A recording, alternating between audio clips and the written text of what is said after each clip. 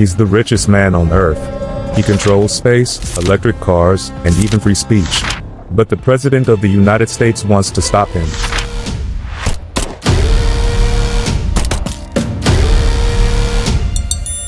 This isn't just a feud, it's a war for the future of America. Who really holds the power? The government, or the billionaire? Elon Musk versus Joe Biden. It all started with a snub. In 2021, President Biden invited Ford and GM to the White House to celebrate electric vehicles. But not Tesla, the company that dominates the EV market. Elon Musk didn't hold back. Biden is treating the American public like fools.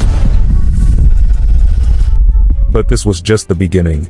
Biden's policies, tax hikes on billionaires, union pushes, even SpaceX contracts, seemed to target Musk. Was it personal? Or was Elon becoming too powerful? Imagine building the most successful American car company in decades. And the president acts like you don't exist. Musk fired back, Biden is a puppet of the unions. The White House stayed silent. But Elon wasn't done. Weeks passed. Then months. Finally, under pressure, Biden mumbled Tesla once. But the damage was done. Elon Musk had declared war. Musk didn't just complain, he fought back. He moved Tesla's HQ out of California, slamming Biden's anti-business policies.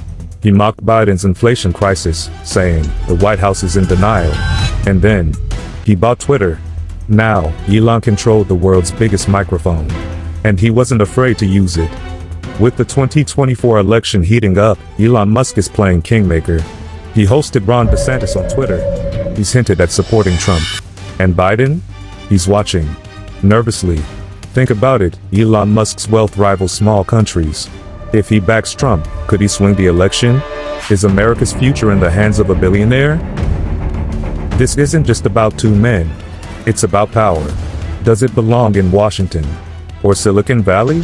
In democracy? Or dollars? Comment below, should billionaires like Elon Musk have this much influence? Or is Biden right to rein them in?